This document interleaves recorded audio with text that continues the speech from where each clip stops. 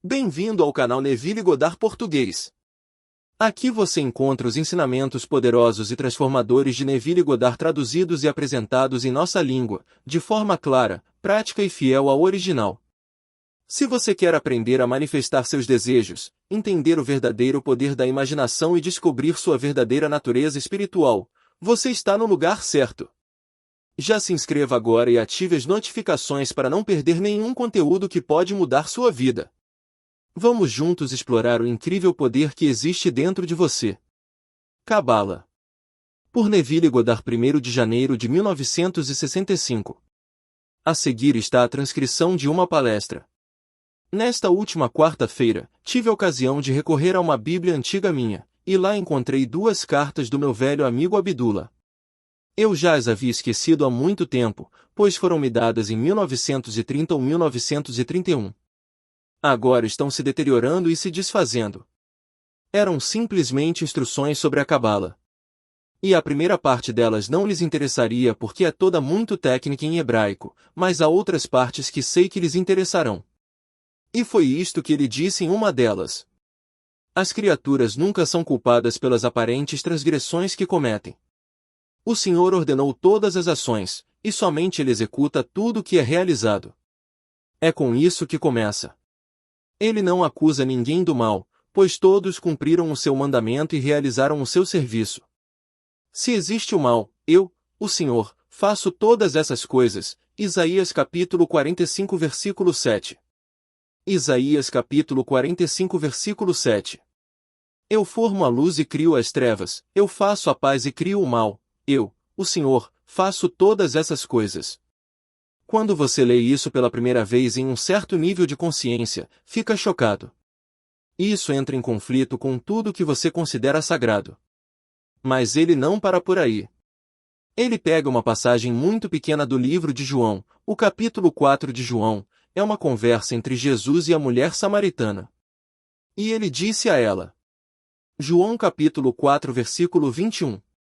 Disse-lhe Jesus, mulher, crê-me que a hora vem, em que nem neste monte nem em Jerusalém adorareis o Pai. E ele para aí. Quando você lê isso, se pergunta sobre o que se trata. Agora escute a interpretação deste grande e velho mestre. Ieda, ele traduz Ieda como judeu, nós anglicizamos a palavra Ieda e chamamos de Judá. Judá é escrito exatamente como se escreve o nome do Senhor, Yod-Reval-Re, apenas se insere um dalete, a letra D, na palavra. Judá foi o 4º filho de Jacó. Em todas as listas dos filhos de Jacó, ele é colocado na 4ª posição. Na genealogia de Jesus, aquela que nos é dada no livro de Mateus, ele é o 4º, Abraão, Isaque, Jacó, Judá e seus irmãos. Ele é o 4º mencionado, e ainda assim é o 4º dos 12. No Novo Testamento, ele é o primeiro em classificação entre aqueles que são selados, como nos é contado no capítulo 7 do Apocalipse, Apocalipse capítulo 7 versículo 5. Aqui ele é selado, o primeiro a ser selado entre aqueles que são para sempre os redimidos. E é isso que a palavra Ieda significa, a salvação vem dos judeus. E você se pergunta, mas o que isso significa, um judeu nascido segundo a carne de Abraão? Não. O judeu nascido segundo a fé de Abraão, que se traz ao ponto em que se culmina na promessa cumprida, a promessa feita a Abraão, a promessa do filho, Gênesis capítulo 17 versículo 15, Gênesis capítulo 18 versículo 14. E estas são as palavras do velho mestre, ele volta e cita. Vós adorais o que não conheceis. E então ele traduz desta maneira. Vós servis, estáis cegos para aquilo que servis. Não sabeis por que servis, mas servis. Nós sabemos o que servimos, nós sabemos o que adoramos. Somos os contempladores do princípio eterno, somos os conhecedores do pequeno filho. E Ieda representa a presença de seu louvor. O centro de sua presença é a boca, ou o rei é o pequeno filho. Todo o céu obedece ao pequeno filho, e toda a terra é compelida a manifestar aquilo que os céus obedecem, e eles obedecem apenas à voz do pequeno filho. Você deve sempre e para sempre pensar no Cristo como o pequeno filho. Essas são palavras de Abe. Eu já havia esquecido completamente essa carta. Ela ficou guardada, digamos, por 34 anos em uma Bíblia antiga que raramente consulto. Então você volta e lê o 8º capítulo do livro de Provérbios, começando no versículo 22 até o versículo 31. O Senhor me criou no princípio de seu caminho, antes das suas obras mais antigas. Desde a eternidade fui estabelecida, desde o princípio, antes do começo da terra. Quando ele firmou os fundamentos da terra, eu estava ao seu lado como uma criança pequena. Eu era diariamente as suas delícias, alegrando-me perante ele em todo o tempo, alegrando-me no seu mundo habitado e achando as minhas delícias com os filhos dos homens. Quem me encontra acha a vida, quem me perde a si mesmo se prejudica, todos os que me odeiam amam a morte. Provérbios capítulo 8 versículos 22 a 31. Aqui vemos a personificação da sabedoria. Os hebreus tomavam todas as ideias e princípios abstratos e os personificavam. Assim, a primeira criação de Deus foi a sabedoria, a primeira emanação. O verbo me criou pode também ser traduzido, e talvez tenha ainda mais força nesta definição, como me possuiu. A versão King James diz, o Senhor me possuiu no princípio de seu caminho, a versão padrão revisada diz, o Senhor me criou. Mas ambas estão corretas conforme o verbo hebraico. Você não pode separar o poder criativo de Deus e sua sabedoria dele mesmo, mas aqui é personificado como uma criança pequena. Agora, disse, ele se deleita. Bem, ele se deleita? Se você ler tanto na versão King James quanto na versão padrão revisada, pensaria que uma criança pequena é a fonte da delícia. Mas não é assim no texto hebraico. No hebraico, quem experimenta a emoção do deleite é a sabedoria, o poder criativo é quem sente essa emoção de prazer. Tudo vem do Senhor, definido para nós como eu sou. Esta é a fonte. Mas seu poder criativo e sua sabedoria são aquilo que experimenta o deleite, a criança pequena. Então Abbe disse: pense sempre no Cristo como a criança pequena. E nós, que somos chamados de Eda, nós os judeus, disse ele, não pelo acidente do nascimento da carne, mas pela fé de Abraão, aqueles que ouviram a promessa, independentemente da origem racial, aqueles que ouviram e permaneceram fiéis a ela e avançaram com fé através dos horrores do mundo, sem condenação, pois estavam apenas cumprindo a vontade de Deus, e que chegaram ao ponto da promessa da criança. Nós agora somos os conhecedores da criança pequena.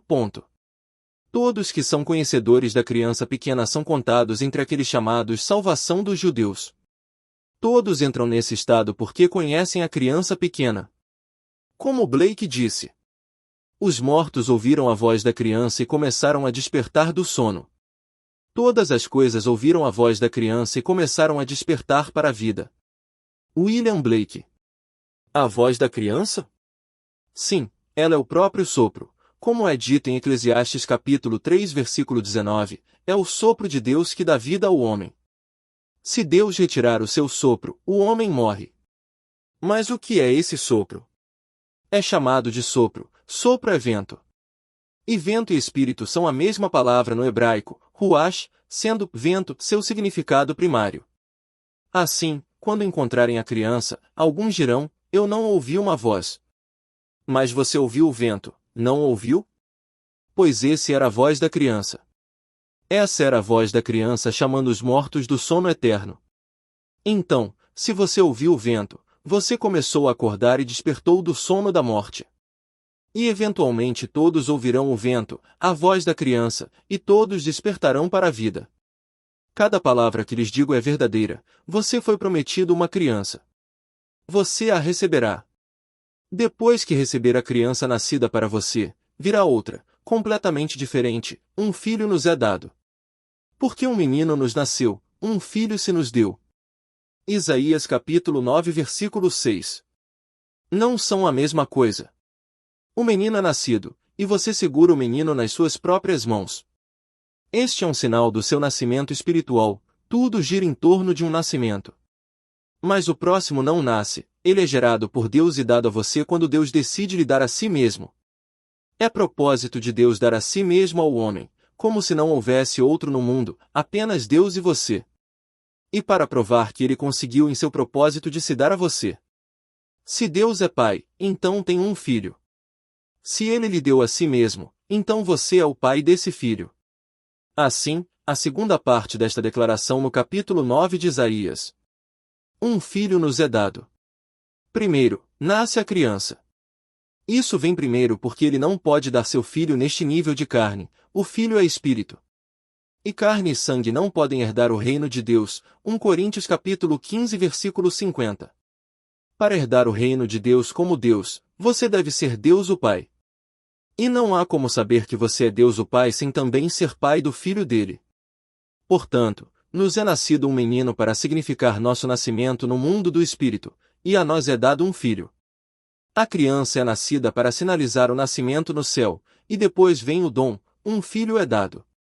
Esse filho é Davi. Tu és meu filho, hoje te gerei. Salmos capítulo 2 versículo 7. Este é o Senhor falando a um estado espiritual chamado Davi. Então Davi vem como um presente. Ele lhe dá a si mesmo. E, ao lhe dar a si mesmo, Davi deve aparecer em seu mundo e chamá-lo de pai.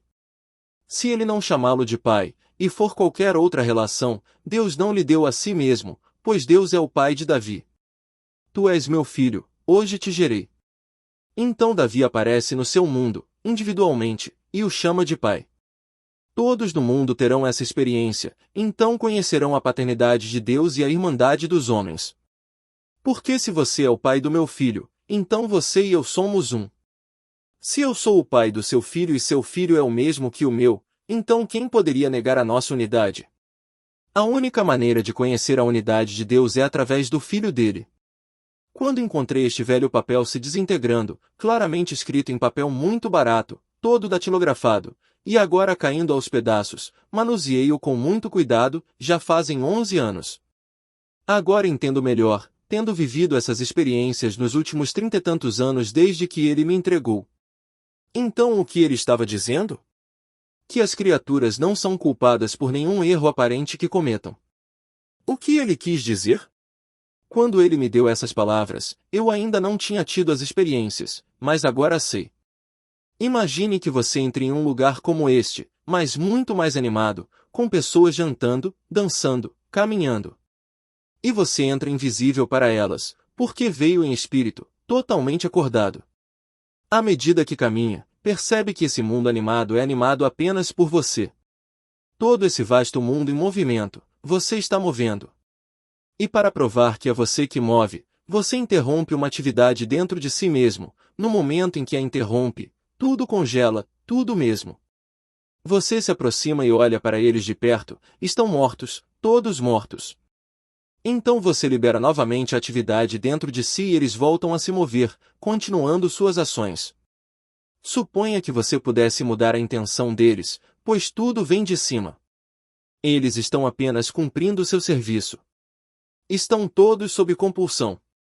Agora você sabe o que é na boca de Deus, pois ele falou, e a boca é a criança pequena, o rei, e o rei é a criança pequena, o sopro de Deus.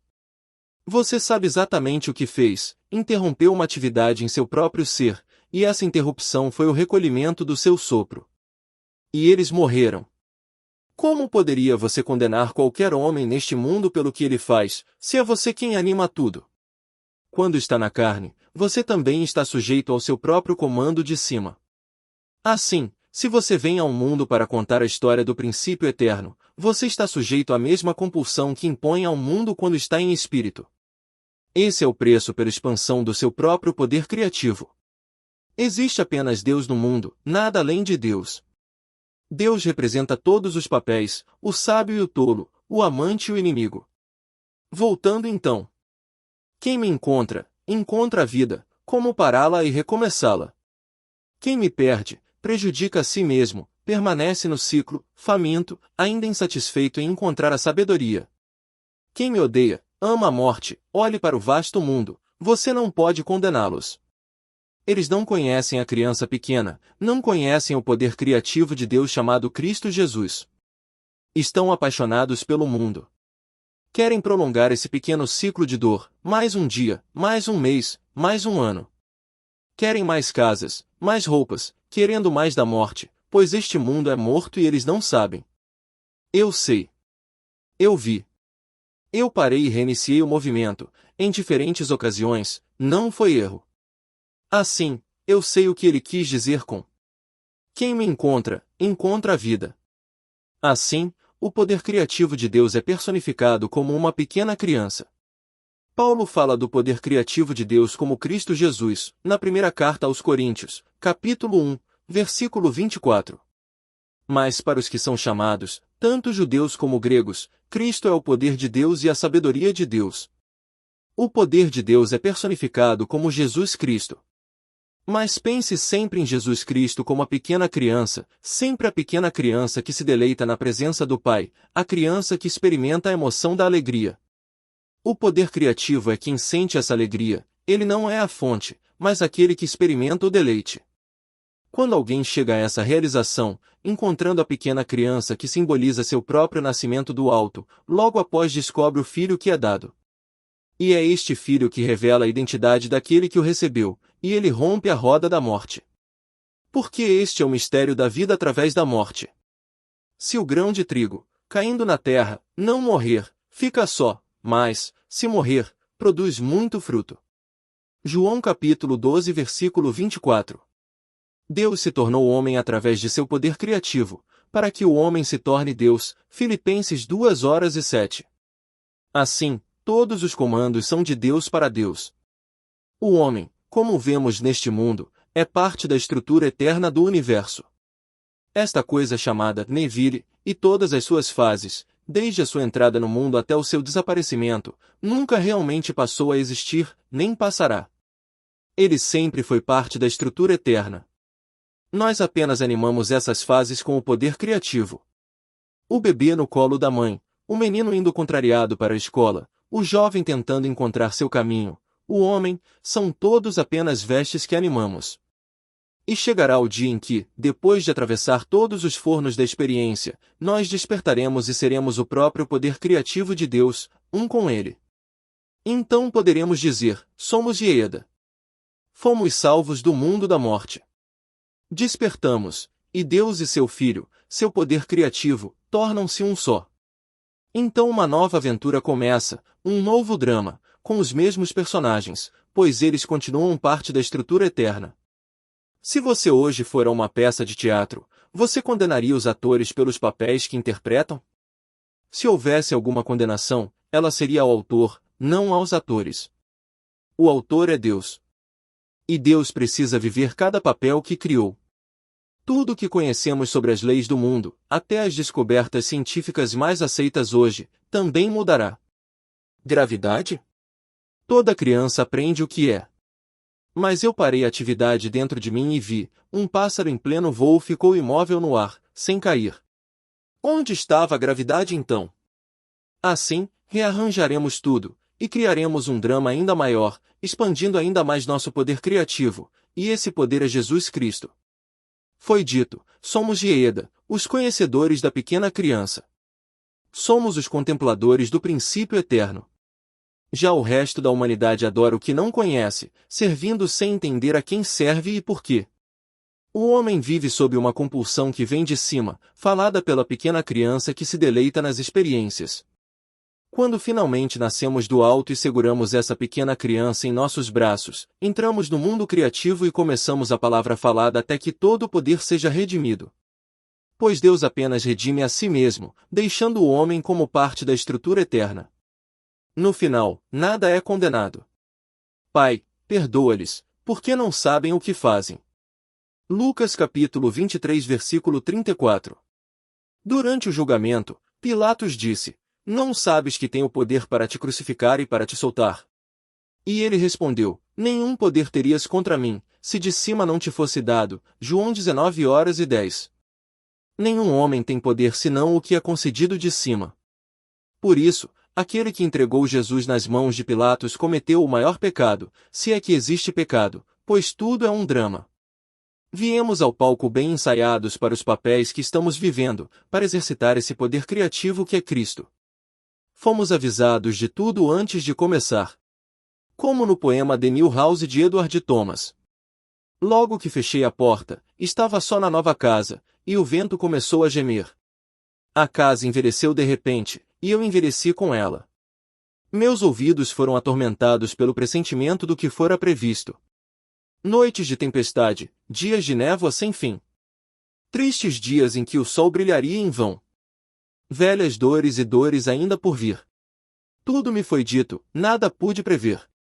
Mas aprendi como o vento soaria depois que todas essas coisas acontecessem. Depois de tudo passar, reconhecemos o som da criança, o vento. Assim, quando a criança é encontrada, envolta em panos, e se ouve o vento, poucos suspeitam que esse vento é a própria voz de Deus chamando alguém para fora do túmulo. Então ele me chamou do túmulo. Eu estava enterrado no sepulcro do meu crânio, e o vento veio, ele soprou sobre mim. E que vento!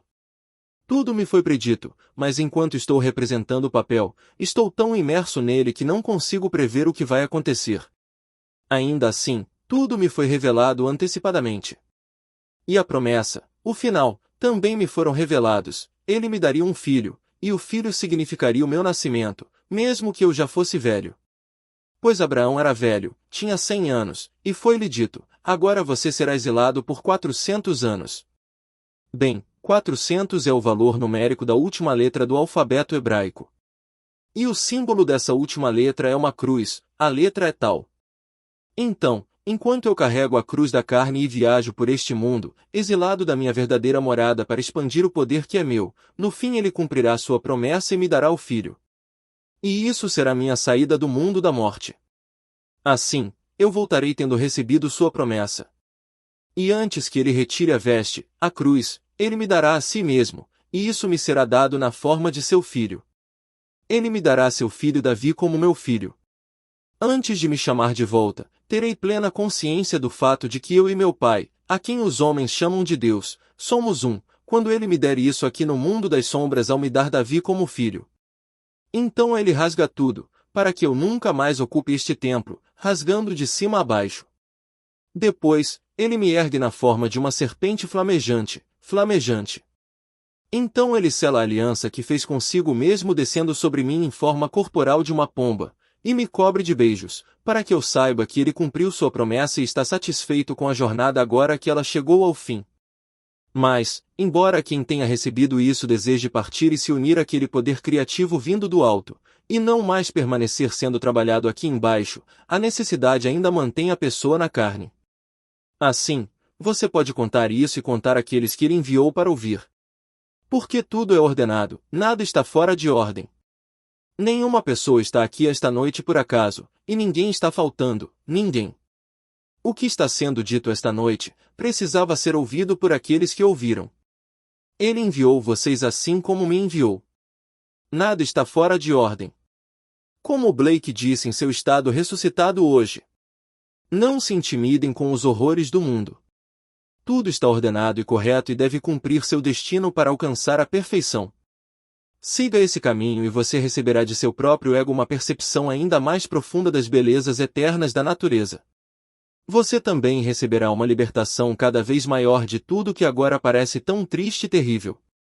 Do livro Modern Painting, dito a Max Beckmann em uma visão. Neste nível é assim, quem negaria? Mas acreditem, tudo está ordenado, tudo está correto. Agora, quando você ouve isso pela primeira vez, você resiste, você se opõe. Quando conheci meu velho amigo AB. E AB era inflexível quanto a isso. E aqui, apenas na última quarta-feira, ao abrir uma velha Bíblia, queria comparar a interpretação antiga com a minha interpretação moderna, encontrei entre as folhas 2 cartas de AB sem dúvida, tenho mais 2 ou 3 dúzias de cartas enterradas em outros livros. Onde elas estão, eu não sei. Mas ao relê-las, ele pega a palavra Cabala e a divide em seus 4 estados maravilhosos, mostrando o que ela realmente significa. Você e eu aprendemos que Cabala significa o mistério não escrito, a tradição oral transmitida de geração em geração, o pai contando ao filho, e o filho ao seu filho, e assim por diante, para manter esse grande mistério vivo. Ele divide a palavra em suas partes componentes na língua hebraica e mostra exatamente como se chega ao nome, revelando que todos os personagens da Escritura são personificações de estados eternos. Era o hábito do hebreu personificar toda ideia abstrata, todo o princípio. Ele começa com o grande pai Jacó, o pai dos 12, e mostra esses 12 como as 12 grandes transparências, os 12 cristais, as 12 pedras que receberam os mandamentos, todos chamados de pneumana, enquanto o mundo físico é o fenômeno. Nenhum comando é dado ao fenômeno, ele é compelido a fazer o que faz. Todos os comandos são dados a Deus no pneumana, e então isso se expressa no mundo dos fenômenos. Mas veja, você não imaginaria que esse rabino ortodoxo, porque foi isso que ele foi durante toda a sua vida até que a revelação veio, até que as visões vieram, um judeu rigoroso em todos os costumes, falaria hoje da criança pequena. Ele não poderia fazer isso se o mesmo não tivesse acontecido a ele como aconteceu a Paulo, que também foi um judeu ortodoxo severo. Mas não se pode resistir à revelação quando ela acontece. Não importa quem você era antes, você precisa seguir a maré depois da revelação. Assim ele pode vir e dizer, agora somos Yedudá, porque somos os conhecedores da criança pequena. Antes disso, você simplesmente persegue todos, porque foi comandado a fazer isso. Não há culpa, era a ordem do alto, o papel que ele tinha que desempenhar, como estava escrito. E enquanto está a caminho para perseguir, vem a revelação da criança pequena. E a partir daí, todo o curso da vida muda e você segue em uma direção completamente nova. Assim, hoje à noite, citando novamente. As criaturas não são julgadas nem condenadas pelos erros aparentes que cometem, pois o Senhor mesmo ordenou todos os atos, e o Senhor mesmo executa tudo o que é realizado. E se há mal, eu, o Senhor, sou o mal. Agora, vamos entrar no silêncio e colocar nossa esperança plenamente na graça que está vindo até nós através desta revelação de Jesus Cristo, que deve ser sempre considerado como a criança pequena. Perguntas e respostas. Pergunta: como você se sentiria em outro nível se algum membro da sua família sequestrasse e matasse? Se você não sentisse que ele é culpado no coração? Resposta: sua pergunta é simplesmente maravilhosa. Neste nível, faça todo o esforço para testar a promessa dele. Tudo o que você desejar, crendo que recebeu, receberá. Então teste seu poder criativo neste nível. Pergunta: eu não culparei. Resposta: estou dizendo a vocês, o que falei nos últimos 45 a 50 minutos é que isto é uma peça teatral e Deus está representando todos os papéis. E você não percebe plenamente o ser que você é até o fim. O propósito desta peça é expandir o poder criativo de Deus além do que era antes do início da peça. Não há limite para a translucidez, nem para a transparência, nem para a expansão. Há apenas limite para a contração. Deus colocou um limite para a contração, chamado homem, um limite para a opacidade, que é a dúvida, chamado diabo ou Satanás nas Escrituras. Então, há limite para a opacidade e para a contração, mas não para a translucidez e expansão. E o homem expande além do que ele era antes. Ele se torna o poder criativo de Deus e a peça termina. Há regozijo pela maior expansão do poder criativo. Então começa uma nova peça, não é um fim em que você apenas senta numa cadeira de balanço. Estou falando de um Deus criador, e nós continuamos para sempre expandindo o poder criativo de Deus. Só existe Deus. Deus e seu poder criativo são um. Ele disse, eu e o Pai somos um, mas o Pai é maior do que eu. João 14:28. Então seu poder criativo, por mais grandioso que seja, não é tão grande quanto a fonte desse poder criativo. Ainda assim, eles são um. Você não pode separar o poder criativo de Deus dele mesmo. Assim, eu e o Pai somos um, mas o Pai é maior do que eu. Não estou pedindo que ninguém visualize dor, mas como disse o grande poeta, estou envolvido com toda a humanidade, a morte de qualquer homem diminui a mim. Nunca mandes perguntar por quem os sinos dobram, eles dobram por ti. Assim posso falar do meu filho, minha filha, e não perceber que você, no sentido real da palavra, é tanto meu filho quanto aquele que eu chamo de meu filho. Se uma mãe tivesse 2 filhos e um ferisse o outro, e soubesse que ambos são seus, pediria misericórdia para o que feriu o outro, pois ambos são dela. Essa é a história de Salomão e o bebê. Ele descobriu quem era a verdadeira mãe porque a falsa mãe disse, corte a criança ao meio. Mas se você soubesse que todos são tão seus quanto aqueles que você chama de seus, teria misericórdia de todos. Pergunta: Neville, você pode comentar o significado místico de judeus e gentios? Resposta: judeus e gentios. O gentio nas Escrituras, especialmente no Novo Testamento, era o pagão politeísta que acreditava em muitos deuses. O judeu, começando com Abraão, acreditava em um só Deus. Sempre foi contra qualquer dualidade de deuses, Deus e só Deus. Eu sou o Senhor teu Deus, o Santo de Israel, teu Salvador, e além de mim não há Deus. Isaías 43, 3, 11. Eles se desviaram? Sim, adoraram Baal e outros deuses. Mas, basicamente, o Deus hebraico é o Deus único. O mundo pagão para onde esta revelação se espalhou era politeísta. Eles adoravam estrelas, saúde, riqueza, morte, vida, cada coisa tinha seu Deus.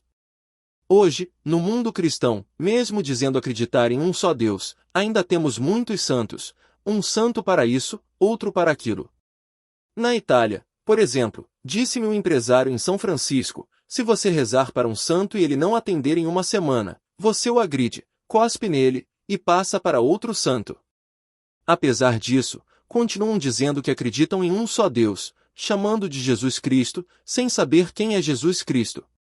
Jesus Cristo é a sua própria maravilhosa imaginação humana, esse poder criativo dentro de você, que é um com a imaginação divina. Você não precisa de santos nem de intermediários, só de Deus e seu próprio ser criativo. O gentio era o pagão dos muitos deuses. Então, Paulo foi enviado aos gentios, porque, como judeu ortodoxo que era, ao receber a revelação, foi enviado a eles. Péter foi até os judeus. E então você entende a história. Mas tudo isso é simples.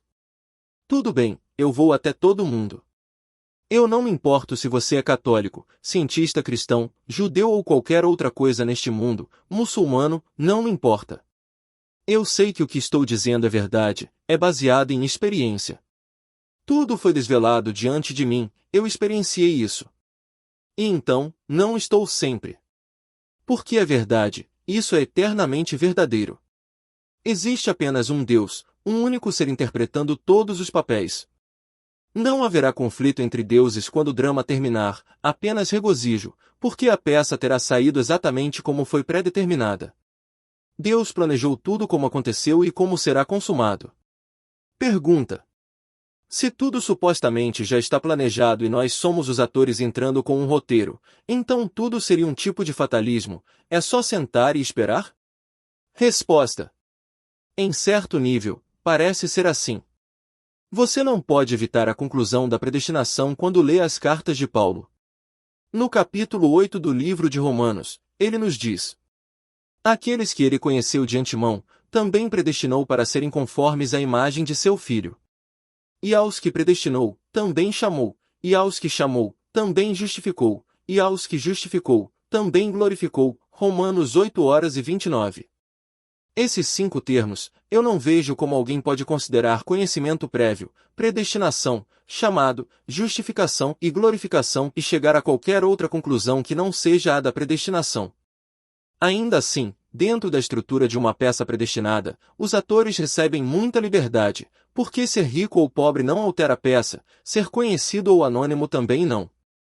Mas, se você deseja mais ser conhecido do que conhecer o poder criativo de Deus, então você está negando Deus neste mundo e se apaixonando pela morte, porque isso aqui é morte, querer mais e mais desse estado, como o mundo parece querer. Hoje à noite eles estão rezando pela recuperação de Churchill. Recuperação de Churchill? Deixem o velho senhor partir. 90 anos de idade, viveu uma vida tão plena e maravilhosa. E agora estão pedindo às pessoas na TV e no rádio, vamos orar por sua recuperação. Isso é a coisa mais estúpida do mundo. Deixem o velho senhor, que viveu tão plenamente, fechar seus olhos esta noite. Ele não está em coma. Deixem-no ser livre após 90 anos disto. Mas não, a maioria pensa, isso é o esquecimento, então vamos desejar mais um ano de misérias para ele. O velho já vinha sofrendo há 2 anos, precisando de ajuda para tudo. Quero dizer, eu ficaria envergonhado se todas as minhas funções normais e naturais precisassem de assistência. Deixem-me partir para um lugar onde ninguém precise me ajudar com nenhuma função natural. Pergunta: a Bíblia fala sobre. Agora, quando Jesus passou pela cruz e pela ressurreição, ele estava expandindo seu poder criativo. Ele também afirmou: se alguém guardar a minha palavra, nunca verá a morte. Isso seria tentando dizer que é possível sem passar pela experiência física real? Você acha que isso é possível com o nascimento do menino Cristo e o surgimento na presença angelical? Resposta: essa é uma história que você pode colocar em outra moldura. Eu entrei em mundos sem passar pelo ventre de mulher, mundos tão reais quanto este. Se alguém tivesse me segurado fortemente lá e não me deixasse voltar para este mundo onde agora estou e falo com vocês, e pedisse minhas credenciais, não haveria registro de que eu alguma vez tivesse nascido lá. Iriam acreditar? Porque neste mundo acreditamos que, para entrar, precisamos nascer de mulher. Mas eu entrei nesses mundos como homem, e não há registro de que eu devesse ter saído. Isso serve para ensinar a mente humana a começar a pensar em termos maiores do que o que é confinado entre o berço e o túmulo. Mas Cristo Jesus é o poder, e não pensem nele numa cruz de madeira. Quando eu olho para vocês, é aí que ele está crucificado. O poder criativo de Deus está crucificado aí mesmo, onde você está agora. Quando você diz eu sou, antes mesmo de dizer quem você é, você já invocou o nome dele. Esse é o nome dele. E este corpo, ele tem que carregá-lo durante esses 400 anos de verdadeiros fornos. Um número simbólico, claro, poderia ser apenas 10 anos ou 70, mas enquanto você carrega isso, você carrega uma cruz. E este é Jesus Cristo, mas Jesus Cristo é apenas o poder criativo e a sabedoria de Deus, e ele está em você, quando você diz eu sou. Quando você começa a imaginar, isso é Deus em ação. Esqueça essa ideia tradicional de um homem em uma cruz de madeira, isso não é verdade. Como nos é dito naquele maravilhoso livro de Gálatas, capítulo 3. Ó insensatos Gálatas! Quem vos fascinou, a vós, ante cujos olhos Jesus Cristo foi publicamente retratado como crucificado? Quero saber apenas isto de vós: recebestes o Espírito pelas obras da lei ou pela pregação da fé? Sois tão insensatos? Tendo começado pelo Espírito, estáis agora terminando pela carne? Gálatas 3:1. Para que algo seja retratado, você vai ao teatro, é uma representação. Ou eu posso retratar contando a história verbalmente. Ou posso retratar pintando num quadro. Existem muitas maneiras de retratar um evento. E Paulo usa a palavra conscientemente, diante de cujos olhos Jesus Cristo foi retratado como crucificado. E você ouviu a história. Na nova versão, chamada English Bible ou New English Bible, eles usam uma expressão diferente. Mas a versão padrão revisada e a versão King James usam a palavra retratar. Eles dizem: vocês ouviram o Evangelho na fé. Portanto, nos é dito, você deve ouvir o testemunho de Jesus e responder a ele, ouvi-lo. Ou pode vê-lo representado numa tela, se representado corretamente. Mas não um homem numa cruz de madeira. Esta é a cruz que o poder criativo de Deus carrega. E, se você destruir isso, este corpo está morto. Mas ele não é destruído. E quando eu alcanço o fim, eu desperto, individualizado, como um companheiro de Deus, ao mesmo tempo, um com Deus. O Filho é o seu poder criativo. Toda a criação geme e anseia pelo momento em que os filhos de Deus serão revelados. Eles sempre pensam no Filho como o poder criativo e a sabedoria de Deus, mas tudo relacionado a Deus, Deus sendo homem, é sempre personificado. Então você nunca perderá sua identidade, mesmo sendo o poder criativo dele. Boa noite.